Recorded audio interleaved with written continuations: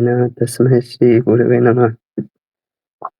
श्रीचैतन्यमनोभीष्टं स्थापितं येन भूतले स्वयं रूप कदा मह्यं ददाति स्वपदान्तिकं। वन्देऽहं श्रीगुरो श्रीयुतापदकमलं श्रीगुरून् वैष्णवांश्च श्रीरूपं साग्रजातां सहगना रघुनाथान्वितं तं सजीवं साद्वैतं सावधूतं परिजनासहितं कृष्णचैतन्यदेवं श्रीराधाकृष्णपादान् सहगना ललिता श्रीविशाखान्वितंश्च नमो विष्णुपादाय कृष्णप्रेष्ठाय भूतले श्रीमते भक्तिवेदान्त स्वामिनिति नामिने नमस्ते सारस्वती देवे गौरवाणी प्रचारिणे निर्विशेष शून्यवादी पाश्चात्य देशतारिणे नमो महावदन्याय कृष्ण प्रेम प्रदायते कृष्णाय कृष्ण चैतन्य नामिने गौरतुसे नमः। हे कृष्ण करुणा सिंधु दीनबंधु जगतपते गोपेश गोपिका कांत राधा कांत नमोस्तुते। तप्त कांचन गौरांगी श्री राधे वृंदावनेश्वरी वृषभानुसुते देवी प्रणमामि हरिप्रिये। वाञ्छाकल्पतरुभ्यश्च कृपा सिन्धुभ्यैव च पतितानां पावनेभ्यो वैष्णवेभ्यो नमो नमः। जय श्री कृष्ण चैतन्य प्रभु नित्यानंद श्री अद्वैत गदाधर शिवासादि गौर भक्तवृंद। हरे कृष्ण कृष्ण कृष्ण हरे हरे हरे राम राम राम हरे हरे। हरे कृष्णा, आप सभी का स्वागत है भगवत गीता कक्षा में। तो हम लोग पढ़ रहे थे तीसरा अध्याय है ना, तीसरा अध्याय भगवत गीता का, इसका नाम है कर्म योग। और हमने कहाँ तक लिया था, श्लोक संख्या 37 तक कंप्लीट कर लिया था, है ना। 38 से आज ओके 37 एक बार फिर पढ़ लेते हैं, फिर 38 में जाएंगे, है ना।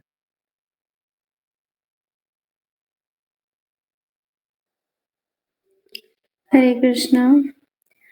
The Supreme Personality of Godhead said, "It is lust only, Arjun, which is born of contact with the material mode of passion and later transformed into wrath, and which is the all-devouring sinful enemy of this world." Next.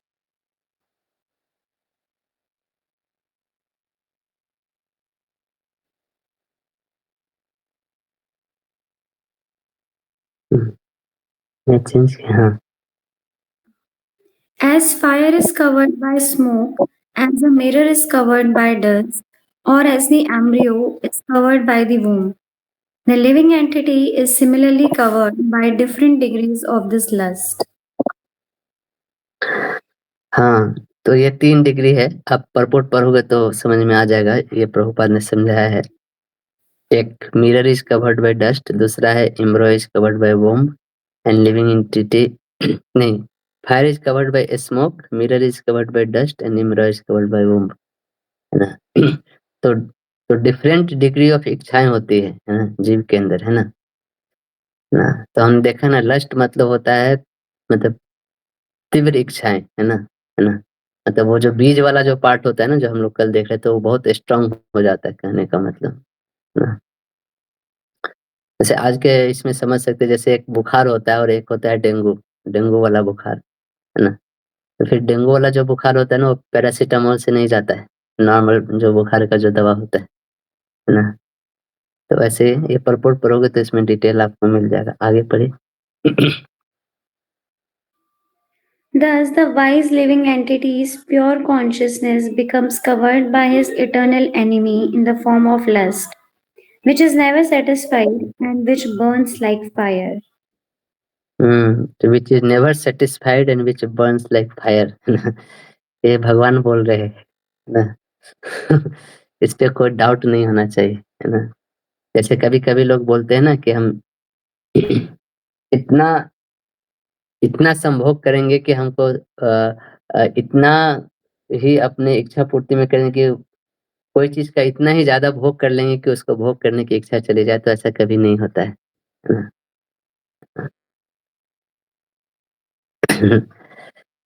तो ये तीव्र इच्छाएँ कभी भी तृप्त नहीं होती, है ना? इसीलिए हमें क्या करना चाहिए? इसीलिए जो हमारी जो इच्छाएँ होती है ना, उससे भगवान से जोड़ कर देखनी चाहिए, है ना? बहुत सिंपल है ना? भगवान से जुड़ के ना एक बार मुझे याद है मैं चौपाटी टेम्पल में गया था, तो वहाँ पे जयदत्त महाराज का मतलब लेक्चर था। तो लेक्चर के बाद किसी लड़की ने पूछा था कि मैं क्या करूँ? मैं बाहर जाता हूँ, मेरे को बहुत अच्छी मिठाइयाँ दिखती है, मुझे खाने का मन करता है ना? मैं क्या करूँ फिर ऐसी स्थिति में? है ना? तो जयदत्त मान ने बहुत ही मतलब प्रैक्टिकल आंसर लगा था मुझे उन्होंने दिया था, है ना? कि तो फिर वो रसगुल्ला खरीदिए, उसको भगवान को ऑफ़र करिए और खा लीजिए, है ना? है ना? तो उस इच्छा को भगवान से जोड़ देना है ना? यहाँ से चालू होता है चीज़ें, है ना? तो जो इच्छा जो हम लोग करते हैं ना, वो भी एक एक्टिविटी है ना? हमें ये भी समझना चाहिए, मानसिक एक्टिविटी है। वो भी जो हमारा जो वो साइकिल है ना पाप वाला, वो भी वो साइकिल घुमा सकता है ना? तो हमने कल बोला था ना इसका, लेकिन वो मानसिक जो होती है उसका मतलब कर्मफल नहीं लगता है ना? लेकिन इसलिए उसको भगवान से कनेक्ट करना चाहिए, क्योंकि जो मानसिक में है ना वो कुछ दिन बाद वो फिजिकल रूप में भी मैनिफेस्ट हो जाता है ना? तो मानसिक लेवल पे ही उसको भगवान से कनेक्ट करके रखना चाहिए। आगे। The senses, the mind, and the intelligence are the sitting places of this lust. Through them, lust covers the real knowledge of the living entity and bewilders him. तो ये बहुत ही स्ट्रैटेजिक पोजीशन, लस्ट क्या है हमारा? पहले भगवान बोल रहे हैं कि एनिमी है। अब यहाँ पे क्या बोल रहे हैं, कहाँ-कहाँ पे एनिमी मतलब शत्रु छुप के बैठा हुआ है, कहने का मतलब ये है ना? जब हम बॉर्डर पे लड़ाई करते हैं तो लोग वहाँ पे बंकर बनाते हैं, छुपने का स्थान बनाते हैं। कोई पेड़ पे एकदम झाड़ियों में एकदम पूरा पत्ते का ड्रेस पहन के बैठ जाता है, पता लगता है कि जैसे कोई है ही नहीं वहाँ पे। तो ऐसे छुप के बैठे होते हैं दुश्मन। आप लोग जा रहे हो 50 लोग और अचानक आपको चारों तरफ से गोलियाँ चलने लगी, है ना? आपको पता नहीं चलता है। तो भगवान बता रहे हैं कि जो लस्ट, जो काम, जो वासना है, कहाँ-कहाँ पे स्ट्रैटेजिक पोज़ीशन लेके बैठा हुआ है ना? तो सेंसेस इंद्रियाँ, माइंड मतलब मन और इंटेलिजेंस यानी कि बुद्धि, है ना? तो बुद्धि में भी लस्ट, काम वासना छुपी होती है ना? तो बुद्धि में कैसे काम का वास होता है, ये एक मैं आपको स्टोरी बताता हूँ, ये सत्य घटना है, है ना? ये 1990 में किसी व्यक्ति ने एक बार एलआईसी करवाया था, है ना? उस समय एलआईसी नया-नया निकला था, लोगों को मतलब वो जो बीमा निगम वाले होते हैं ना, जीवन के साथ भी और जीवन के बाद भी, वैसी वाली चीज़ें। तो लगभग वो एलआईसी ऐसा था कि वो 1 से 2 करोड़ रुपए का कुछ था इस टाइप, है ना? तो जिस आदमी ने वो एलआईसी कराया था, मतलब वो कैसा होता है कि वो मर जाएगा तो 1-2 करोड़ रुपया उसको मिलेगा, और उस ज़माने में 1990 में 2 करोड़ मिलना मतलब आप, मतलब लोग ख्वाब देखते थे ऐसी चीज़ों पे, है ना? तो कुछ दिन बाद वो आदमी मर गया एक्चुअली, है ना? तो उसके जो मतलब पिताजी थे, उसको बहुत पैसा मिल गया, है ना? तो तो वो उसके 25 साल बाद, है ना? ये मतलब सत्य घटना, उसके 25 साल बाद मतलब आप समझो कि 2015 के आस-पास, है ना? ना एक एक व्यक्ति था उसी के गाँव का, वो शराब पी के, है ना, ऐसे घूम रहा था। हाँ, तो किसी से उसका झगड़ा हो गया, तो बोला, उससे पूछा, कह रहे तुमको इतना हर दिन शराब पीने का पैसा कहाँ से आता है? तुम तो दिन में कुछ कमाते-वमाते हो नहीं, कहाँ से पैसा लेके आते हो ये अय्याशी करने का? तो शराब पिया हुआ था, तो उसने बोला कि अरे! मेरे को ये आदमी पैसा देता है। वो किस आदमी का नाम लिया पता है? जो आदमी वो 25 साल पहले मर गया था। लोग चौंक गए, तो लोग चौंके तो उनको बोला कि हाँ, मैं उससे रोज़ मिलता हूँ, मेरे को पैसा देता है। उसी तो उसको पुलिस को पहले से शक था इन सब चीज़ों के, कुछ तो घोटाला है, तो पुलिस ने उसको बुलाया। एक दिन पुलिस ने उसको बुलाया और खूब दारू-वारू पिलाया। दारू-वारू पिला दिया तो उसने सब कुछ बक दिया। तो आदमी क्या था एक्चुअली, उसने उसने क्या किया था, अपने घर के किसी नौकर-वोकर को उसने क्या होता गाड़ी में बैठा के एक्सीडेंट करके मरवा दिया था ऐसे, और उसको दिखाया था कि खुद ही मर गया, और वो आदमी वो गाँव छोड़ के चला गया था। उधर गुजरात जाके कहीं रहता था, है ना? तो उसको जो 2 करोड़ रुपए मिले थे, तो उससे आराम से नया पूरा ज़मीन-वमीन खरीद के पूरा एकदम आलीशान बंगला बना के उधर मज़े में रहता था। और इसको ये चीज़ इस आदमी को पता था, तो इसको पैसा खिलाता था वो हर दिन, और इसने दारू के नशे में आके सब कुछ बक दिया, है ना? तो तो ले लोग देखिए, बुद्धि का भी उपयोग अपने काम वासना की पूर्ति के लिए करते हैं, ना? तो बुद्धि भी, है ना? बुद्धि में भी लस्ट, है ना? लस्ट के काम में बुद्धि भी लग सकता है, कहने का मतलब ये है ना? और मन, तो मन का एक ही कार्य होता है, संकल्प और विकल्प करना, हाँ या ना बोलना, है ना? यस और नो, है ना? इसी में मन डील करता है ना? बुद्धि क्या करता है, वो आपको मतलब डिस्क्रिमिनेशन देता है ना? कि ये चीज़ कैसे अच्छा और ये चीज़ कैसे खराब है ना? वो मतलब सारी चीज़ें का जो होता है ना, मतलब प्रोज एंड कॉन्स, पॉजिटिव और नेगेटिव चीज़ें सब डिस्क्रिमिनेट करके आपको देता है, और मन फिर डिसाइड करता है कि ये करना है कि ये करना है ना? है ना?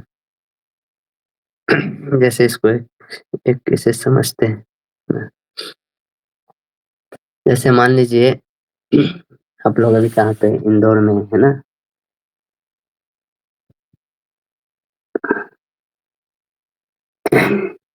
इंदौर से अ, अ, इंदौर से हमें मान लीजिए जाना है कोलकाता, है ना? कैसे-कैसे जा सकते हैं? क्या-क्या ऑप्शन है हमारे पास कोलकाता जाने के? है ना?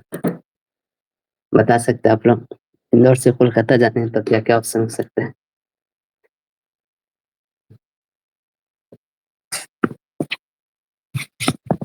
फ्लाइट से जा सकते हैं, ओके, फ्लाइट से जा सकते हैं, और ट्रेन से भी जा सकते हैं, ओके, बाकी लोग ट्रेन से जा सकते हैं, अक्षिता माता जी फ्लाइट से जा सकते हैं, ओके, बस से भी जा सकते हैं प्रभु जी। ओके, बस से भी जा सकते हैं, है और ना? किसी को हरि नाम का प्रचार करना है, रुक-रुक के जाना हाँ, है, तो वो पैदल भी जा सकते हैं। हाँ, पैदल भी जा सकते हैं ना वॉकिंग करते हुए, है ना? हाँ, तो बाइक से भी जा सकते हैं, है ना? हुँ, कोई आदमी साइकिल से भी जा सकता है ना? ट्रेन, कोई आदमी बोट से भी जा सकता है, वहाँ से जाएगा समुद्र में जहाज पकड़ के, है ना? उधर जाके हावड़ा बंदरगाह पे उतरेगा, है ना? ऐसे तो बहुत सारे ऑप्शन हैं मतलब लोगों के जाने के, है ना? तो जाने का तो आप पैदल भी जा सकते हैं, साइकिल से भी जा सकते हैं, लेकिन बुद्धि क्या बोलेगा, है ना? कि थोड़ा प्रैक्टिकल बनो यार, है ना? हाँ, है ना? तो बुद्धि आपको 2 ऑप्शन दे देगा, है ना? कि चलो, है ना? या फ्लाइट या ट्रेन, है ना? ऐसा 2 ऑप्शन बुद्धि आपको दे दे, मतलब कि ये सब प्रैक्टिकल नहीं है, वॉकिंग करके जाना, बाइक से जाना, साइकिल से जाना, ये सब, तो बुद्धि ये काम करता है, फिर माइंड को ये 2 ऑप्शन बोलता है, इसमें से ये चुनो या ये चुनो, तो माइंड फिर यस और नो, ये 2 में डील करता है माइंड, है ना? तो फिर मन क्या बोलेगा कि चलो यार ये फ्लाइट तो बहुत महँगा है, ट्रेन वाला सेलेक्ट कर लेते हैं, है ना? तत्काल कर लेते हैं हम लोग, है ना? और पहुँच जाएँगे, ऐसे करके। तो ये काम होता है। आप छोटे बच्चे को पूछोगे ना कि अ, कि तुमको खाना कब खाना है, तो वो देखो कन्फ्यूज़ हो जाएगा, है ना? लेकिन उसको अगर तुम ये दो कि तुम खाना 5 बजे खाओगे या 6 बजे खाओगे, तो वो तुरंत जवाब दे देगा।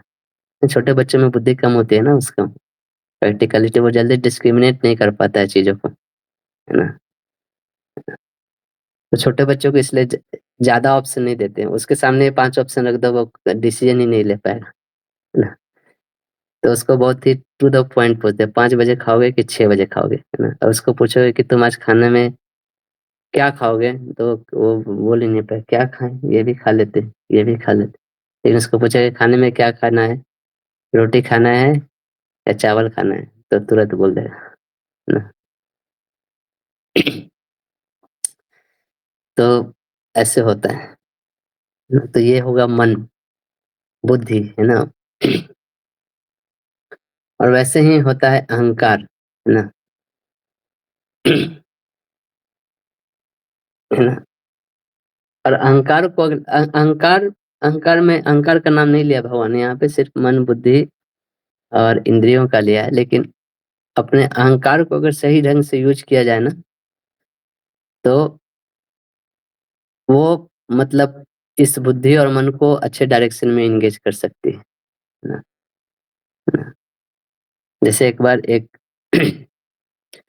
अ, एक बहुत बूढ़ा व्यक्ति थे ना, इसी तरह श्रीरंगम में प्रोसेशन निकला था, भगवान का प्रोसेशन निकलता, उधर भगवान को पालकी के में बैठा के ले जाते हैं, कीर्तन करते हुए वैदिक मंत्रों के उच्चारण के साथ। तो एक बहुत बूढ़ा आदमी, वो भी मतलब प्रोसेशन में चल रहा था किसी तरह लाठी-उठी लेके। तो एक भक्ति विकास महाराज हैं, हमारे सन्यासी है, तो उन्होंने पूछा कि भाई आप रुक जाओ, इतना बूढ़े हो, मतलब काहे ही इतना मेहनत कर रहे हो, है ना?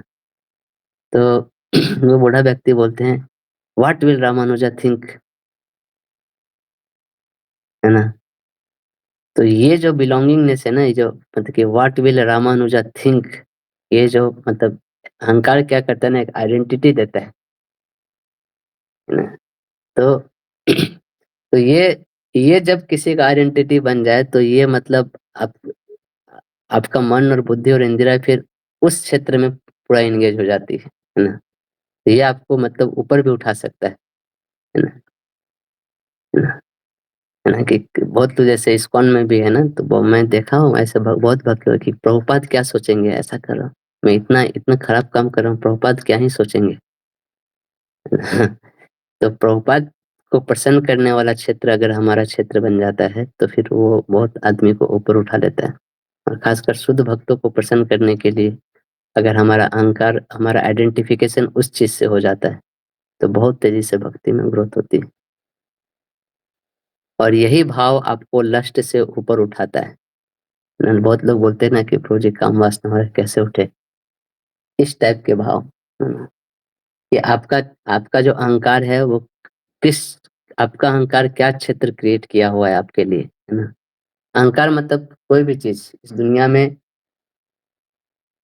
हम अपने आप को भगवान का दास छोड़ के जो भी कुछ सोचते हैं, वो सारा अहंकार का एक क्षेत्र है ना? जैसे हम लड़की हैं, हम लड़का है, हम डॉक्टर है, इंजीनियर है, हम इसके बेटे हैं, हम इंडियन हैं, हम इंदौर वासी हैं, हम इस्कॉन से हैं, हम यहाँ से हैं, है ना?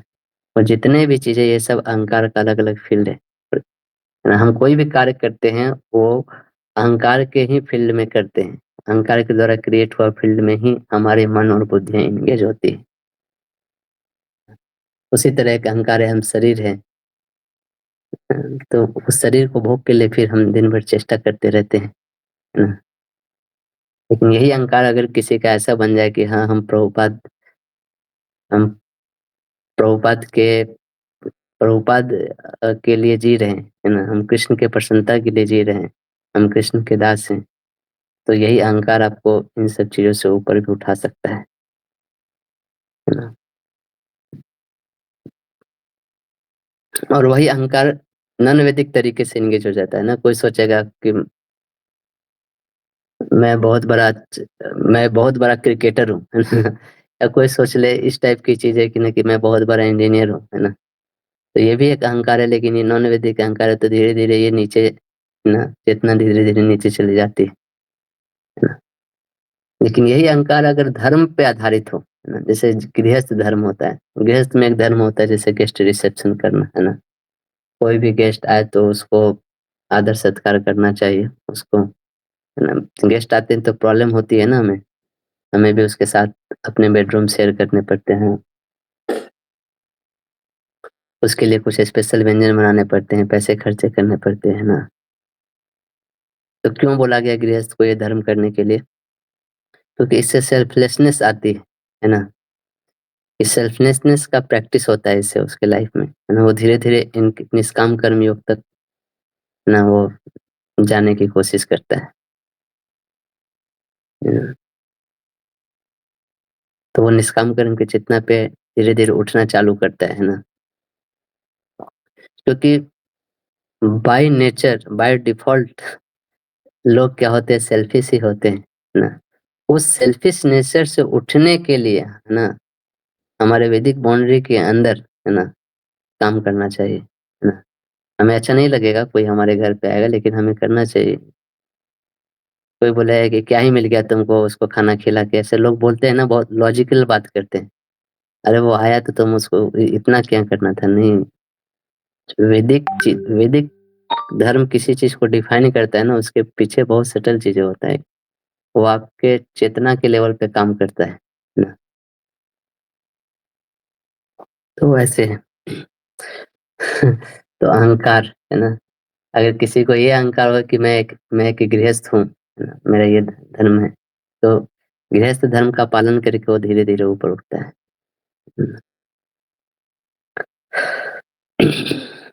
तो मैं इस पे इसलिए इतना बोल रहा हूँ क्योंकि ये प्रॉब्लम से बहुत लोग, हम सब लोग गुजरते हैं, और बहुत लोगों के जीवन में बहुत बड़ा ये एक प्रॉब्लम हो जाता है लस्ट से डील करना, है ना।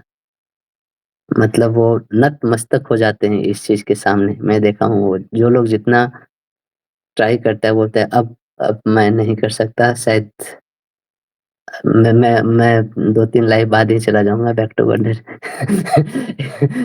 भगवान हमको इतना बहुत जल्दी नहीं। है, ठीक है। तो एक होता है ग्रॉस लस्ट, एक होता है सटल लस्ट।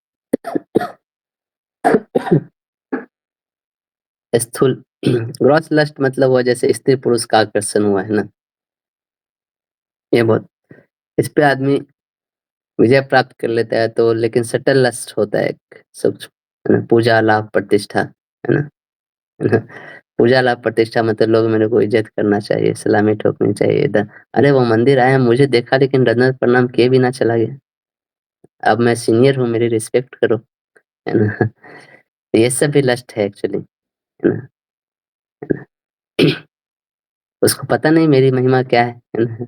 ऐसा सोचते हैं लोग, मन में ऐसा डायलॉग चलता है, भले ही वो बाहर ना बोले किसी को, है ना। हम सभी अपने मन को टटोलेंगे, मतलब ऑनेस्टली, तो हमारे मन में भी ये पूजा लाभ प्रतिष्ठा है, लेकिन अभी ये सरफेस पे नहीं आया क्योंकि हम अभी ग्रॉस लस्ट से ही नहीं।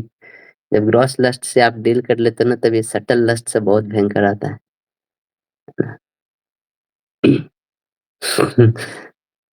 लोग याद रखते हैं, है ना। एक व्यक्ति था, वो 2 साल बाद आके बोला कि अरे तुम उस दिन आए थे टेम्पल में 2 साल पहले, तुम मुझसे मिले भी नहीं, बिना प्रणाम किए ही चले गए।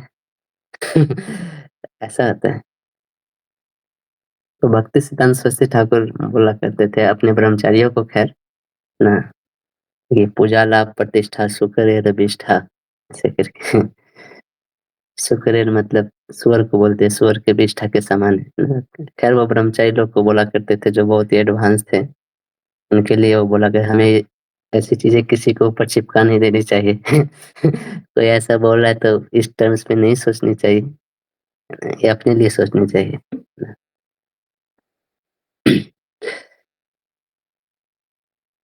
है ना। तो स्ट्रैटेजिक पोजीशंस पे दुश्मन बैठे हैं हमारे, बहुत ही स्ट्रैटेजिक पोजीशन लेके, उनसे जीत पाना बहुत मुश्किल है। इसीलिए वैदिक कल्चर का पालन करना चाहिए, क्योंकि वैदिक कल्चर, वेदों में जो चीज़ लिखा है ना, भगवान को सब कुछ मालूम है, इससे डील कैसे करना है, और वो बोल रहे हैं कोई धर्म का पालन करना चाहिए, इसीलिए हमें करना चाहिए। तो क्यों बोलते हैं वैदिक कल्चर में तुम शादी करके रहो, है ना? तुम शादी कर लेते हो ना, तुम्हारी फिर एक आइडेंटिटी बन जाती है कि मैं हस्बैंड हूँ या मैं वाइफ हूँ, मेरे बच्चे हैं, उसकी ज़िम्मेदारियाँ आती हैं। फिर तुम ग्रो करना चालू करते हो वहाँ से, उस आइडेंटिटी के आधार पे जब तुम उस धर्म का निर्वाह करते हो, तो फिर वही धर्म आपको धीरे-धीरे ऊपर तक ले जाती है ना? जैसे मिलिट्री में भी होता है ना, मान लीजिए कोई मिलिट्री आदमी है, वो दूसरे देश के साथ मिल गया है ना और मिल के वो देश का मिसाइल ना बाहर बेच दे, है ना? तो लोग क्या बोलेंगे उसके? अरे देश के साथ ऐसा कर दिया, है ना? यानी कि तुम्हारा आइडेंटिटी क्या है देश के साथ? देश के साथ ऐसा कैसे कर सकते हो तुम? यानी कि वो उसके फ़ॉल्स ईगो के ऊपर अटैक कर रहे हैं उसके, है ना? तो ये तो जो आइडेंटिटी के साथ जो हमारा संबंध ज्ञान इतना स्ट्रॉन्ग कर देता है ना, तो उसका डायरेक्शन ही चेंज हो जाता है। नहीं, मैं देश के साथ गद्दारी नहीं कर सकता, मैं जान दे दूँगा लेकिन देश के साथ गद्दारी नहीं कर सकता, है ना? तो ये संबंध ज्ञान बहुत स्ट्रॉन्ग हो जाता है देश के साथ, है ना? जैसे आप देखोगे सब जैसे पुलिस होते हैं, टीचर होते हैं, बहुत लोग का ये अपने आइडेंटिटी के साथ बहुत स्ट्रॉन्ग संबंध ज्ञान होता है ना? है ना?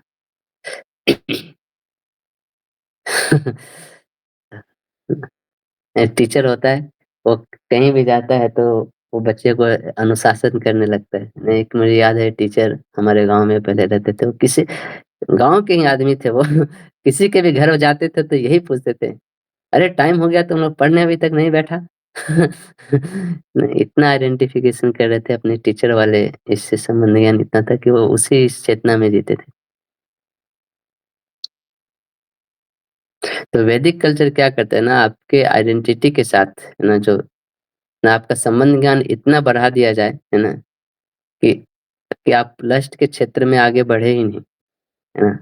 हर चीज़ का एक आइडेंटिटी दे जो मैं ये संस्कृत टर्म्स जो डिफाइन करता हूँ ना पिता के लिए, जननी के लिए, ये सारे एक आइडेंटिटी है, इन सारे आइडेंटिटी से एक धर्म जुड़ा हुआ है ना? है ना? क्योंकि हमारी आइडेंटिटी बहुत स्ट्रॉन्ग नहीं है अपने धर्म से, है ना? इसीलिए हमारी मन, बुद्धि, इंद्रियाँ ना हमें बाहर लेके जाती है, टूर पे लेके जाती है ना? Easy journey to Hades planet है ना? चलो तुमको टूर कराते हैं, आ जाओ। मन, बुद्धि, इंद्रियाँ बहुत बहुत उठा-उठा के मारती है, बहुत बहुत पीटती है। ऐसे मतलब मैं लस्ट को ऐसे डिफाइन करता हूँ कि लस्ट कैसे करती है, आपको पहले बोरा में बाँध देती है और फिर चारों तरफ से आपको मारते रहती है।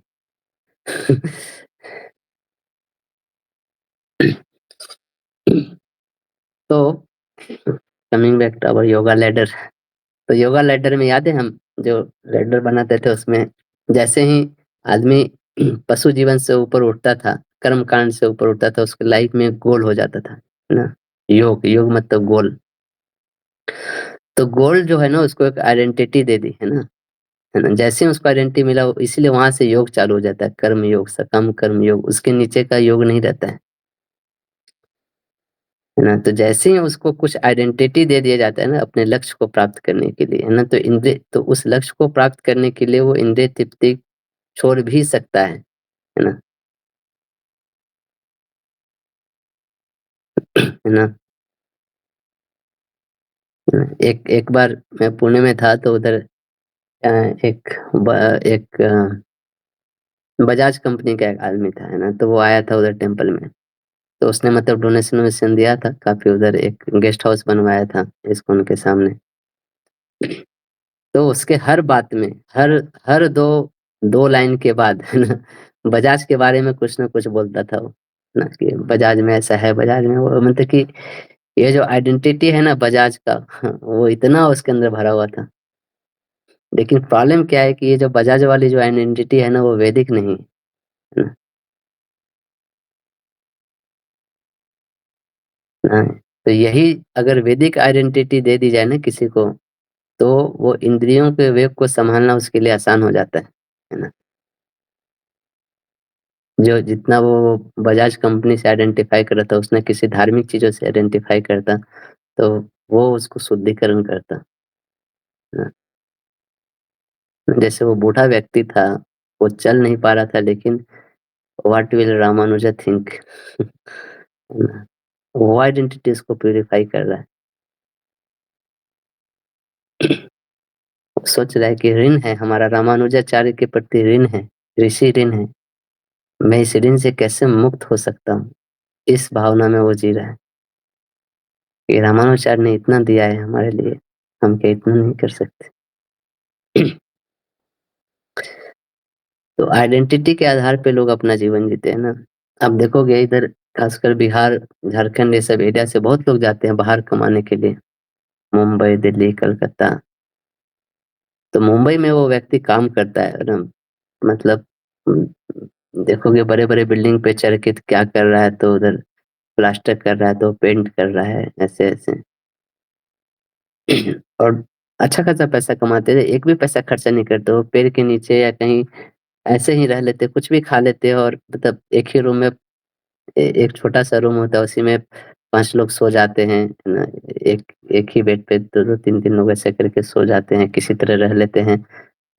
कभी खाएँ ठीक से, ना ठीक से सोने का चीज़, ना नहाने के लिए एक ही बाथरूम रहता है। और वो क्या करता है, वो जो भी पैसा उसको मिलता है वो बचा के रखता है और उसको घर भेजता है। दूर गाँव में कहीं तो उसकी पत्नी रहती है, उसके बच्चे रहते हैं उसके लिए। खुद गरीबी में रहता है लेकिन पैसा कहाँ भेजता है, घर भेजता है बचा-बचा के। उसको अगर जाना रहता है ना, वो अपने जगह से काम करने वाले जगह 5 किलोमीटर दूर रहता है तो सोचता है, क्या ही ऑटो लेके जाएँगे, ₹50 लग जाएगा, चलो पैदल ही चले जाते हैं। ऐसा ऐसा सही में होता है। तो क्यों? उसके पास एक आइडेंटिटी है कि मैं किसी का हस्बैंड हूँ, मैं किसी का पिता हूँ। अ, इसके लिए वो अपने इंद्रिय भोग को त्याग पा रहा है ना? एटलीस्ट वो थोड़ा ऊपर तो उठ रहा है ना? तो याद है हम लोग 5 प्रकार के सुख है ना? एक सबसे नीचे होता है इंद्रिय सुख, उसके ऊपर अ, मन का सुख, मानसिक सुख, है ना? उसके ऊपर बुद्धि का सुख, उसके ऊपर अहंकार का सुख और सबसे ऊपर होता है आत्मा का सुख। तो उसमें जो अहंकार का सुख होता है ना, उसमें लस्ट का वास नहीं होता है और इस अहंकार के सुख को अगर अच्छी तरह से चैनलाइज़ किया जाए तो हम वो नीचे वाले तीनों सुख, वो जो है ना इंद्रिय, मन, बुद्धि, इन सब चीज़ से ऊपर उठ सकते हैं, है ना? कोई प्रश्न किन्हीं का?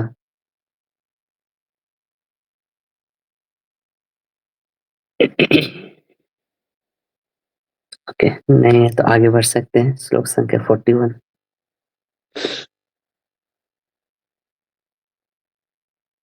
Therefore, O Arjun, best of the Bharat, in the very beginning, curb this great symbol of sin, lust, by regulating the senses and slay the destroyer of knowledge and self realization.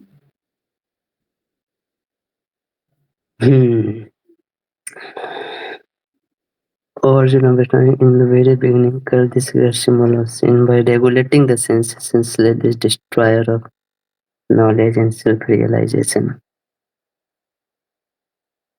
तो self realisation मतलब यहाँ पे क्या बोला जा रहा है ना? सेल्फ रियलाइजेशन मतलब वो जो ऊपर वाली जो 3 चीज़ होती है ना, याद है ना? ये हमने बनाया था।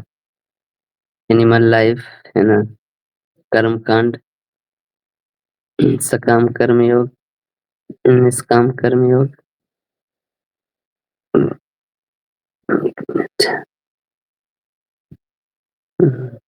ज्ञान योग, अष्टांग योग एंड भक्ति योग। तो ये जो तीनों है ना ऊपर वाला, ये सेल्फ रियलाइज्ड जिसको बोलते हैं ना, ये वाला पोर्शन है ना? तो ज्ञान मतलब होता है ना? आत्मा और अनात्मा के डिफरेंस को समझना, है ना? आत्मा कौन है और शरीर का है क्या है? आत्मा से जो अलग जो चीज़ है वो क्या है? तो इसके ऊपर की चीज़ें जो होते हैं वो सब आत्मा के स्तर पे होते हैं, है ना? ज्ञानियों के ऊपर की जो चीज़ें होते हैं।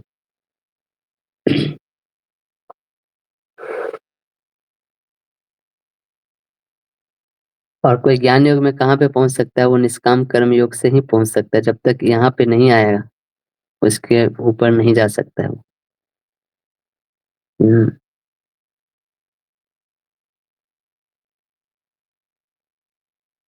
है ना? क्योंकि देखो जैसे ही लस्ट आती है ना? इंद्रिय तृप्ति के जो चीज़ें आती है ना, तो ये क्या करती है लोगों को सेल्फिश बनाती है। जैसे इंद्रिय तृप्ति की बात आती है लोग सेल्फिश होते हैं और जैसे ही लोग सेल्फिश हो जाते हैं, फिर वो निष्काम कर्म कर सकते हैं, नहीं कर सकते, फिर क्या होता है वो नीचे लेके जाती है। फिर लोग मेरे को क्या फ़ायदा है? मैं कैसे प्रॉफ़िट कर सकता हूँ? मैं क्या कर सकता हूँ? इसी टर्म्स में लोग सोचते हैं। तो फिर वो क्या होता है निष्काम कर्म की चेतना नहीं रह जाती, है ना? तो फिर वो नीचे की तरफ लेके जाती है। तो इसके पहले वाले वर्ष में मैं बताया था नीचे से ऊपर कैसे उठते हैं, ये मैं बता रहा हूँ लोग ऊपर से नीचे कैसे आते हैं। है ना? लस्ट लस्ट आती है उसको धीरे-धीरे उसकी काम वासना उसको एकदम नीचे से तक लेके जा सकती है और वो उसको लेके एनिमल लाइफ़ तक भी जा सकती है ना? ऐसा। लेकिन वही जैसे मान लीजिए एक और मैं एग्ज़ाम्पल देता हूँ, जैसे विराट कोहली है ना, विराट कोहली का नाम सुना होगा आप लोगों ने, है ना? अभी शायद नंबर 1 बैट्समैन है दुनिया का ऐसे। तो विराट कोहली कभी भी उस वो बोलता है अपने इंटरव्यू में कि मैं कभी भी टेस्ट के लिए नहीं खाता हूँ और सही में वो कुछ नहीं खाता है। उसके उसके खान-पान को लेके वो बहुत स्पेसिफिक रहता है। आप देखोगे मतलब वो ज़्यादातर फ्रूट्स और यही सब चीज़ मतलब चावल खाता है तो एकदम मतलब 1 कौर चावल कुछ इस टाइप से चीज़ें खाता है वो। मतलब नॉन-वेज ये सब कुछ भी नहीं खाता, आइसक्रीम-वाइसक्रीम कुछ नहीं, है ना?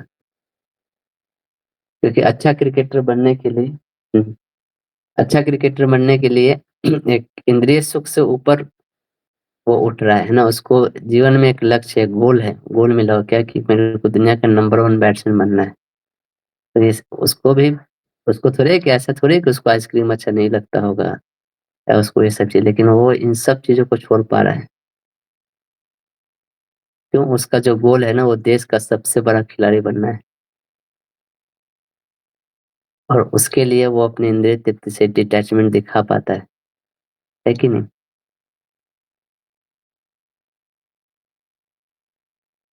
तो डिटैचमेंट क्या है? है ना? जो डिटैचमेंट जो अपने इंद्रिय संयम का प्राइस पे कर सकता है ना, वही डिटैचमेंट दिखा पाता है ना? है ना? कितना प्राइस वो पे कर सकता है। हुँ, उसको भी अच्छा खाने का मन करता है लेकिन मैं अच्छा खाऊँगा तो वर्ल्ड का नंबर 1 बैट्समैन नहीं बन पाऊँगा, है ना? तो ये आइडेंटिटी है, उसके कारण वो ऊपर उठ रहा है। लेकिन प्रॉब्लम क्या है? कि ये जो आइडेंटिटी है ना ये वैदिक नहीं है, इसीलिए वो एक एक चेतना के लेवल पे तो उसको ऊपर उठा रहा है ना? मतलब वो इंद्रिय भोग को चीज़ों को छोड़ पा रहा है लेकिन चेतना के लेवल पे ऊपर नहीं उठा पा रहा है ना? मतलब वो वो वैदिक आइडेंटिटी रहता ना तो वो बहुत ऊपर तक उसको उठा के ले जाता, है ना? लेकिन एट लीस्ट वो इंद्रिय तृप्ति छोड़ पा रहा है उस गोल के कारण, उस लक्ष्य के कारण लाइफ में, है ना? इसलिए ऐसे लोग मतलब इंद्रिय तृप्ति छोड़ तो पा रहे लेकिन जब जब ये जो सामने से जब ये गोल हट जाएगा, जब वो क्रिकेट खेलना छोड़ देगा, तो फिर से वो सारे भोगों में लग जाते हैं लोग। फिर से वो वापस अपने नीचे वाले लेवल पे आ ही जाते हैं, है ना? लेकिन यही अगर वैदिक आइडेंटिटी रहता है कि ना कुछ वैदिक आइडेंटिटी के ऊपर बेस्ड रहता और उसपे उसने वो सैक्रिफाइस किया रहता, डिटैचमेंट दिखा रहता, तो वो जीवन पर्यंत तक वो उसको ऊपर तक उठा के रखता, ना? मैं ये समहाउ ये चैप्टर आज कंप्लीट करना चाहता हूँ, आगे बढ़ते हैं। श्लोक संख्या 42 थोड़ा आज थोड़ा ज़्यादा ले लेंगे 5-10 मिनट चलेगा? जी प्रभुजी। ठीक है। चलिए नेक्स्ट श्लोक। The working senses are superior to dull matter. Mind is higher than the senses. Intelligence is even higher than the mind. And he, the soul, is even higher than the intelligence. तो ये श्लोक मैंने लिया था शायद आप लोग को। इसमें जब बेसिक से सनातन धर्म में जब 5 तरह के सुख में बताए थे उसमें। तो ये जो इंद्रिय सुख होता है ना वो सबसे ज़्यादा क्षणिक होता है ना? है ना?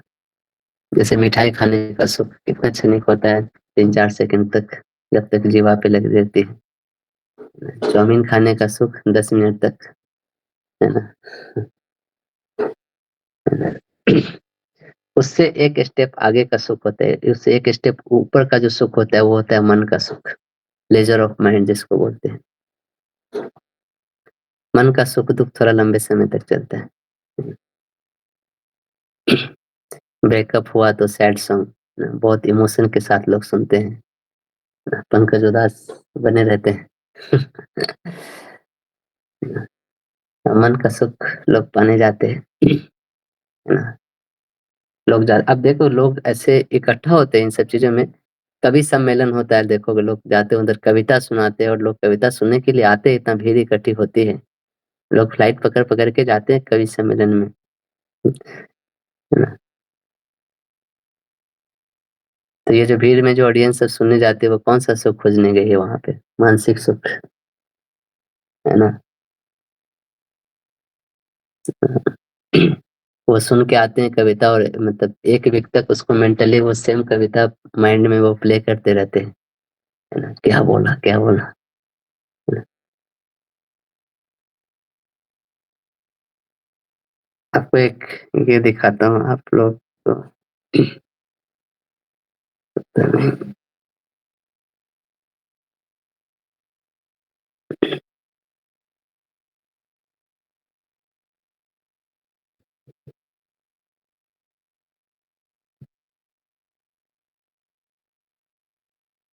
आप लोगों ने सुना होगा शायद, ये बहुत फेमस है, पता नहीं कहाँ पे है।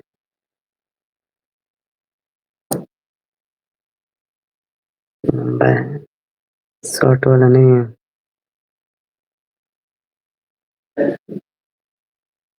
ये सुनिए।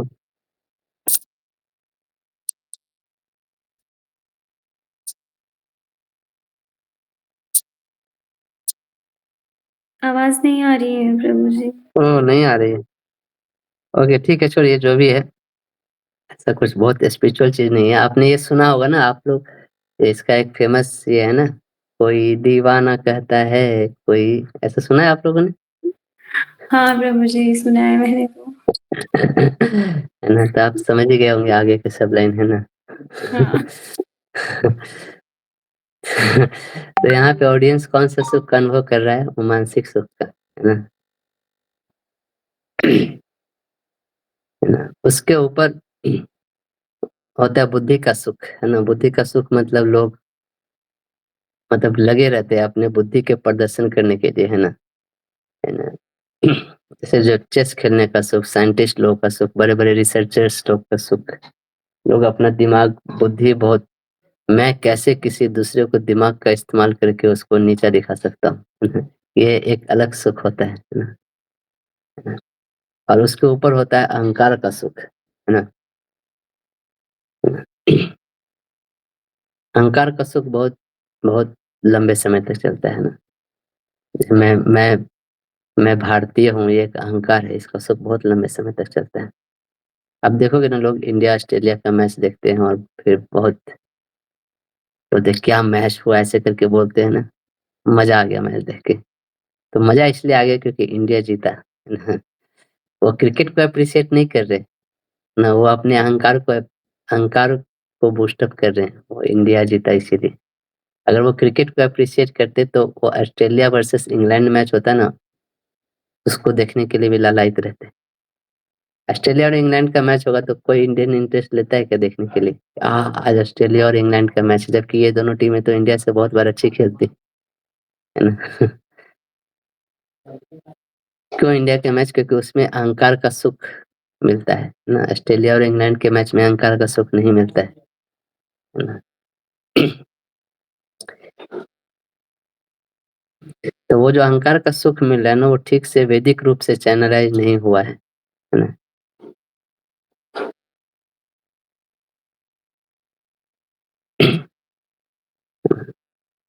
ये सब अहंकार का सुख है, मैं इनका बेटा हूँ, मैं डिस्ट्रिक्ट टॉपर हूँ, मैं कराटे चैंपियन हूँ, है ना? और इन सब से ऊपर होता है आत्मा का सुख, है ना, जो हमेशा के लिए होता है ना, सबसे लंबे समय तक और सबसे ये ऐसा सुख होता है, इसके लिए आप सब नीचे के सारे सुख छोड़ पाओगे। ना।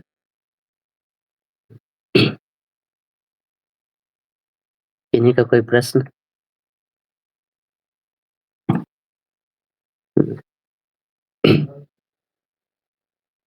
तो coming to the practical, actually हमारा जो स्पिरिचुअल एक्टिविटी जो हम लोग करते हैं ना, उसमें जो आनंद आता है, वो किस लेवल पे आनंद आता है?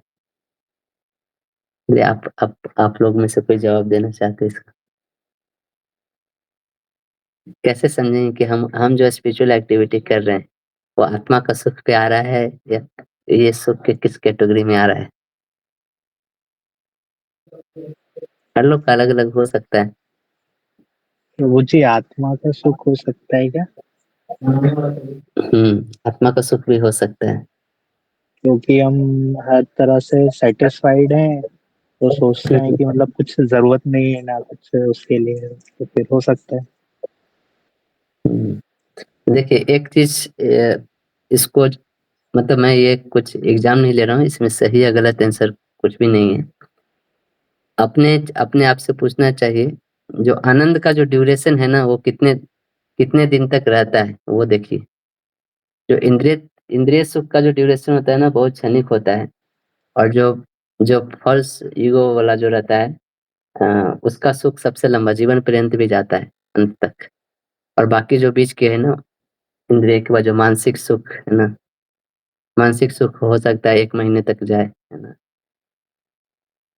कोई चीज की है। और जो बहुत जो बुद्धि का सुख होता है, वो सालों साल तक भी जाता है लोगों का। अहंकार का सुख बहुत सालों तक जाता है, और आत्मा का सुख हमेशा के लिए रहता है ना। तो कोई एक्टिविटी करके हमको कितना देर तक सुख मिल रहा है, उससे पता चलता है वो उससे हम किस टाइप का सुख डिराइव कर रहे थे। जैसे कोई बोलता है ना कि प्रभु जी प्रसादम लेने में तो आनंद आ जाता है, तो प्रसादम का आनंद कितने दिन तक रहता है, प्रश्न ये उठता है। तो आनंद आनंद क्या प्रसादम लेने में आ रहा था, या फिर वो अच्छा टेस्ट बना था, हमारे इंद्रियों को अच्छा लगा इसलिए वो आनंद आ रहा था, है ना। जैसे एक हमारे आचार्य हैं माधवेंद्रपुरी, उन्होंने खीर के साथ साथ मटका भी खा लिया था, है ना। अगर वो बोले कि प्रसाद का आनंद आ जाए तो मान सकते हैं। तो प्रश्न ये है कि अगर आप होते तो क्या मटका खा गए होते क्या? प्रश्न ये उठता है। अगर वो आत्मा का आनंद आनंद था, तो सही में मटका भी खा लिए होते। हम ऐसा कर पाते क्या? तो जब हम ऐसे स्टेटमेंट बोलते हैं ना, तो हमें सोचना चाहिए। नहीं, सोचना नहीं चाहिए, मैं ऐसे ही बोल रहा हूँ कि हमें अपने आप को एनालाइज करना चाहिए, है ना। कि स्पिरिचुअल एक्टिविटी में भी हम अपने नीचे वाले सुख ही ढूंढते रहते हैं, है ना।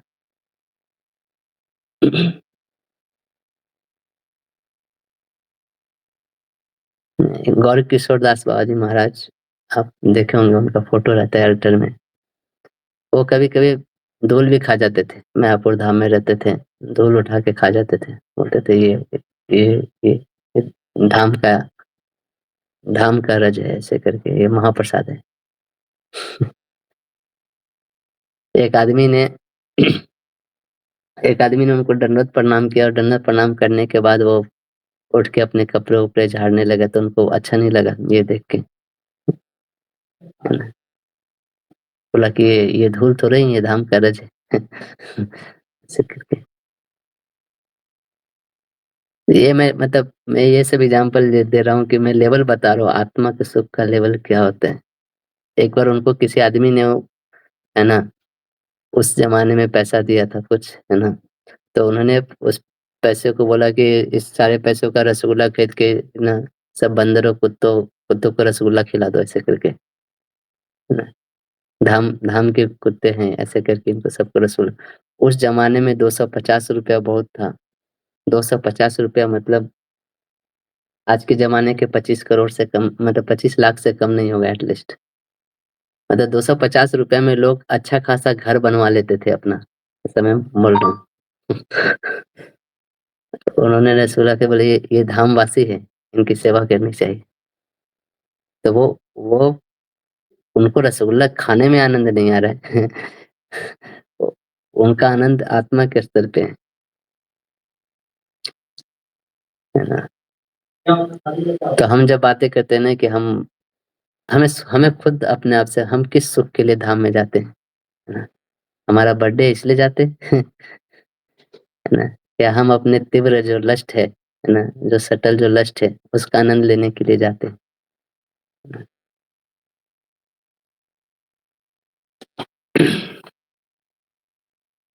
ये मैं जस्ट एक झलक दे रहा हूँ, मतलब बहुत सारे स्टोरियां हैं लेकिन हमारे पास टाइम नहीं है कि ये सारे सुख है ना। The working senses are superior to dull matter, है ना, मैटर से ऊपर है। और mind is higher than senses, intelligence is still higher than the mind, and the soul is even higher than the intelligence. और हम सब यहाँ कहीं ना कहीं फंसे हुए हैं, है ना। ऐसा नहीं कि मैं बोल रहा हूँ तो मैं भी इसी सब में फंसा हुआ हूँ, इंद्रिय सुख और इन सब चीजों में। लेकिन मैं एक सिद्धांत बता रहा हूँ कि ऐसा होता है हमारे साथ, है ना। तो हमें अपने आप को बीच बीच में एग्जामिन करते रहना चाहिए। इन इन जो बड़े बड़े भक्त है इसलिए उनका संग लेना चाहिए, है ना। संग लेना मतलब अभी अगर कोई डायरेक्ट फिजिकली संग ले सके उनके साथ में रह के तो बहुत अच्छी है, नहीं तो उनके वाणी द्वारा वचनों द्वारा तो वो हमारे को बहुत इंस्पिरेशन देता है इन सब चीजों से ऊपर उठने के लिए। ठीक है, आगे बढ़ते हैं।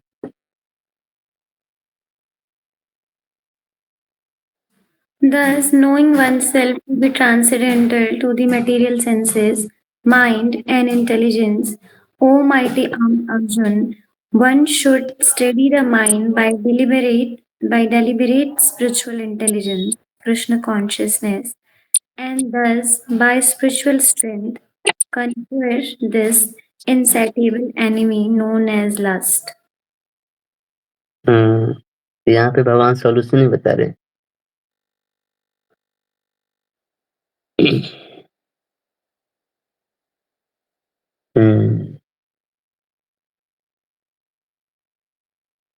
तो इंद्रिय मन और बुद्धि वाले सुख के ऊपर उठकर ही, है ना, उस सुख को छोड़ सकते हैं, है ना।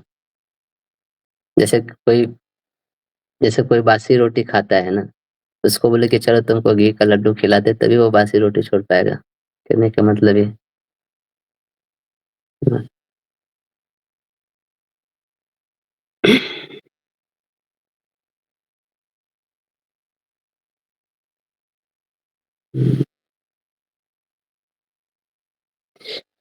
In the immature stage of material existence, philosophical speculation and artificial attempts to control the senses by the so-called practice of yogic postures can never help a man towards a spiritual life. He must be trained in Krishna consciousness by higher intelligence. तो जो भक्ति करता है उसके लिए बहुत आसान होता है ये सब चीजें करना, है ना। ठीक है, तो यहीं पे हम एंड करते हैं, है ना। तो तीसरा चैप्टर मोस्टली हमने कंप्लीट कर लिया है। अगले क्लास से हम लोग चौथा चैप्टर चालू करेंगे, है ना। ठीक है, जी प्रभु जी। हरे कृष्णा प्रभु जी। हरे कृष्णा। एक चीज और होता है, जो जितना लो लेवल का सुख होता है ना उसका आप देखोगे ऑडियंस बेस उतना ही ज्यादा होता है ना। आप देखोगे जैसे यूट्यूब पे किशोर कुमार के गाने के मिलियंस में व्यूज देखेंगे आपको।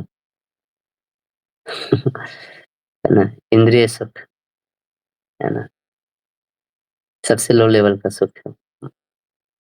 मानसिक सुख मतलब थोड़ा उससे ऊपर है ना।